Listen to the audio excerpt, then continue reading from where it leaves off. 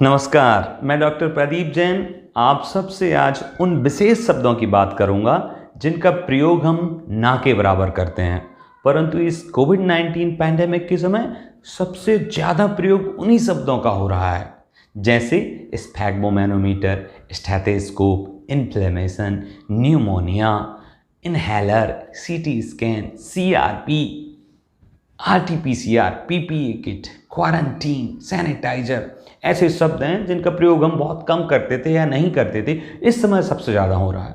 और भी कई शब्द हैं, टेस्ट हैं, दवाइयाँ हैं, मेडिकल इक्विपमेंट्स हैं, जिनका हम मतलब नहीं समझते हैं। डॉक्टर कोई बात कहता है, हम घबरा जाते हैं और भगवान को याद करने लगते हैं, परंतु उस समय हमें डॉक्टर की बात को अच्छे से समझना चाहिए। और यदि आपको उनकी बात को ठीक से समझना है तो नॉर्मल से जो शब्द हैं, जो सामान्यतः सभी को मालूम होना चाहिए, उन शब्दों की परिभाषा, स्पेलिंग और उनका मतलब क्या है, उनका काम क्या है, ये मैं आपको बताने जा रहा हूँ। यदि आप जानना चाहते हैं और शिक्षा से संबंधित मुद्दों से जुड़े रहना चाहते हैं तो इस चैनल को सब्सक्राइब करें, मैं आपको और भी जानकारियाँ देते रहूँगा।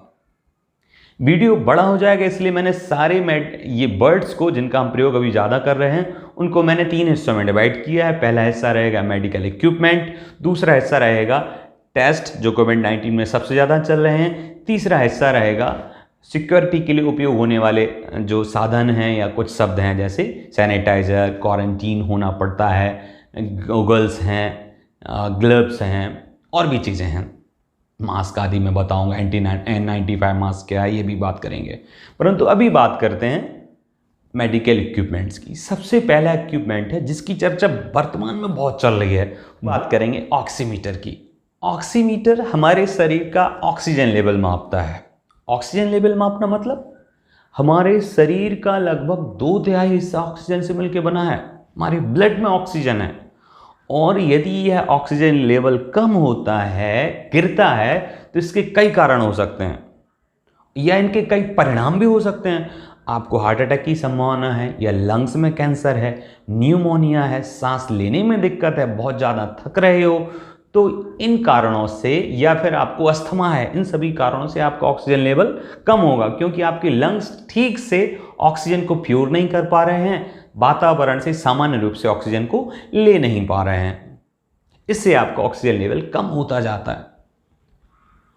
अब और कईयों इसका प्रयोग होता है, जब ये ऑक्सीजन लेवल कम होता है, डॉक्टर मापते हैं, आपका ऑक्सीजन लेवल कम आया तो उन्होंने क्या किया, आपको ऑक्सीजन लगा दिया, मतलब वेंटिलेटर पर भेज दिया या फिर नॉर्मल सिलेंडर दिया और मास्क से आपको ऑक्सीजन लगा दी।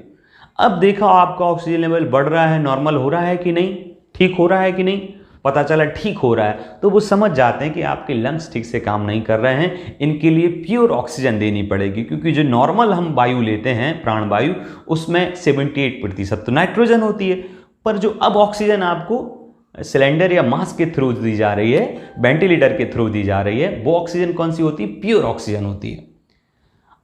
अब जब वेंटिलेटर पे आपको भेज दिया, प्योर ऑक्सीजन दी जा रही, तो आपका ऑक्सीजन लेवल ठीक हो जाता है। ये काम करता है कौन, ऑक्सीमीटर इसको मापता है। कितना होना चाहिए, कैसे मापते हैं, डॉक्टर्स के पास आप जाएंगे तो क्लिप जैसी मशीन होगी, उसमें आपको उंगली डालने को कहा जाएगा। हाँ, नाखून बड़े ना हो या उनमें नेल पॉलिश ना लगा हो, नहीं तो इससे ऑक्सीजन लेवल में दिक्कत आएगी या सही नहीं बताएगा। एक और दिक्कत है, दिन में कई बार ऑक्सीजन लेवल थोड़ा बहुत 2-5 लेवल कम ज़्यादा हो जाता है, तो घबराने जैसी बात नहीं है। कम से कम 90 से नीचे तो बिल्कुल नहीं जाना चाहिए। 95 to 100 ये नॉर्मल रेंज बताई कितनी होनी चाहिए। ये हुई ऑक्सीजन लेवल की बात या ऑक्सीमीटर की बात। ऑक्सीजन लेवल कम हो तो ये समस्याएं हो सकती हैं, asthma, heart attack, pneumonia, lungs में कैंसर, लंग्स में इन्फ्लेमेशन, सूजन और भी कई कारण हो सकते हैं। अब हम बात करेंगे, एक और प्रयोग होता है जिसको हम घर में रीडिंग द थर्मामीटर। थर्मामीटर क्या है, स्पेलिंग आप देख सकते हैं, थर्मामीटर इसको बोलते हैं। इसमें होता क्या और ये कैसे काम करता है, इसमें मर्क्यूरी होती है और जैसे ही हमारे बॉडी के संपर्क में आता है, अगर बॉडी का टेम्परेचर जितना ज़्यादा है, अगर टेम्परेचर बॉडी का ज़्यादा है तो वो जो पारा हिंदी में जैसे बोलते हैं, वो और फैलने लगता है। फैलने लगता है तो उसका लेवल बढ़ जाता है, मतलब वो हो जाता है 98.6 से और ज़्यादा, किसी का 100, किसी का 100.1, 2, 3 ऐसा कुछ भी हो सकता है। तो ये ऐसे काम करता है। अगर कम है 96 से कम जा रहा है आपका टेम्परेचर तो भी समस्या है, और 99 से अगर ऊपर जा रहा है तो भी आपको फीवर होता है। इसके बाद एक शब्द और प्रयोग हो रहा है, ऑक्सीजन सिलेंडर। ये तो नॉर्मल सा शब्द है, जैसे गैस का सिलेंडर होता है जो हम लोग घर पर यूज करते हैं, वही ऑक्सीजन का सिलेंडर है। उसमें घर के लिए गैस होती है, रसोई गैस, और इसमें ऑक्सीजन होती है। एक होता है कि ऑक्सीजन सिलेंडर, मतलब ऑक्सीजन सिलेंडर हमारे पास नहीं है, ऑक्सीजन ख़त्म हो गई है, अब हमें ऑक्सीजन खुद बनाना है।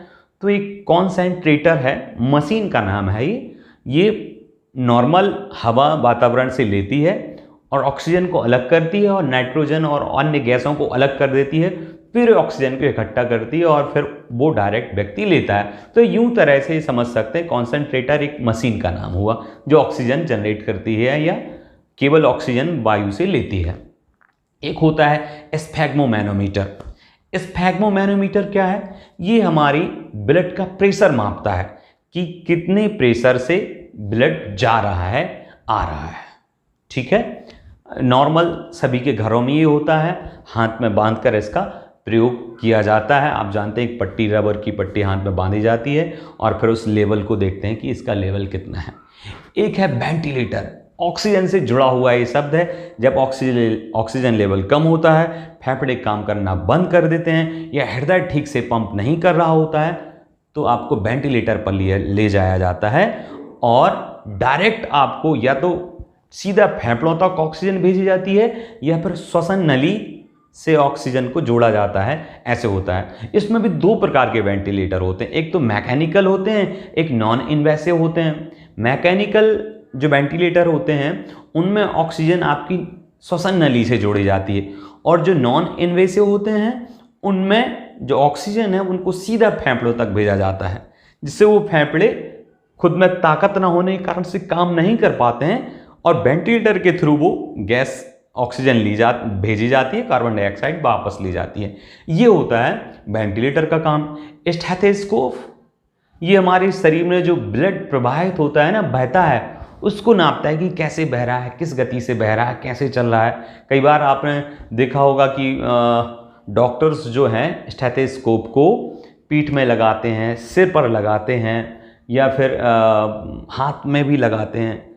नॉर्मल लोग इसके बारे में सोचते हैं कि हृदय की धड़कन को देखता है, क्योंकि ज़्यादातर इसको सीने पर ही लगाया जाता है। ये धड़कन नहीं, धड़कन तो माप देगा ही क्योंकि उसमें सुनाई देगा ही, साथ ही साथ जो ब्लड फ्लो हो रहा है हमारी बॉडी में, धमनियों में, तो उस ब्लड का प्रवाह देखता है कि कैसे चल रहा है, अत्यधिक तेज गति से तो नहीं है, कैसे है।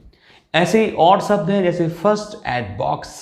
फर्स्ट एड बॉक्स में जो सामान्य प्रयोग की आपका कहीं थोड़ा बहुत लग जाता है, एक्सीडेंट हो जाता है, या जो तुरंत उपचार किया जा सके, प्राथमिक उपचार हिंदी में कहते हैं इसको, वो उसमें जैसे कुछ छोटी छोटी दवाइयाँ, पैरासिटामोल है या ट्यूब हैं जो जल जाने पर या इंजरी हो जाने पर लगाए जाते हैं। इसके साथ साथ एक है मशीन जो घर में भी आजकल प्रयोग कर रहे हैं, भाप लेने की मशीन, इनहेलर जिसे कहते हैं, जिसमें आप गर्म पानी जो होता है धीरे धीरे भाप में परिवर्तित हो जाता है, उसको आप खींचते हैं, वो इनहेलर होता है। मतलब पानी को गर्म करता है और वाष्प के रूप में जब पानी परिवर्तित होता है तो निकलता है बाहर और वो आप लेते हैं, तो ये इनहेलर हो जाता है। एक होता है नेबुलाइजर। नेबुलाइजर, इस प्रक्रिया को नेबुलाइजेशन कहते हैं। नेबुलाइजर भी क्या होता है? जो इनहेलर होता है ना, स्टीम इनहेलर जिसे कहें, उसमें हवा जो होती है पानी बदल के भाप के रूप में जो आता है वो गर्म होता है, पर नेबुलाइजर में क्या होता है, हवा ही आती है पर वो गर्म नहीं होती, ठंडी होती है, और नेबुलाइजर के माध्यम से जो दवा होता है उसको सीधा फेफड़ों तक भेजा जाता है। दोनों में अंतर ये है कि उसमें पानी होता है और वो गर्म होता है। नेबुलाइजेशन में या नेबुलाइजर जो होता है वो भाप नहीं बनाता है या गर्म भाप वायु नहीं होती है, नॉर्मल ठंडी होती, सामान्य होती है, बस उसका काम होता है दवा को अंदर तक भेजना होता है। इतने सारे हमने इक्विपमेंट की चर्चा करी, और भी कई इंजेक्शन है, सिरिंज है और ज़्यादा डीपली जाएंगे तो बहुत सारे ऐसे शब्द हैं जो मेडिकल लाइन में प्रयोग होते हैं। आशा है कि आपको जो जानकारी दी वो अच्छी लगी होगी। अच्छी लगी हो तो सब्सक्राइब करें। आगे के वीडियोज़ में हम मेडिकल टेस्ट के बारे में बात करेंगे और भी ऐसे कुछ शब्द हैं जिनका प्रयोग वर्तमान में बहुत ज़्यादा हो रहा है, उनकी स्पेलिंग, उच्चारण आदि के बारे में बात करेंगे। जैसे एक शब्द है न्यूमोनिया। अगर आप स्पेलिंग देखेंगे, बोलने में न्यू से शुरू होगी, स्पेलिंग देखेंगे तो पहले पी आता है। ये भी हम देखने वाले हैं। आज के लिए इतना ही। नमस्कार।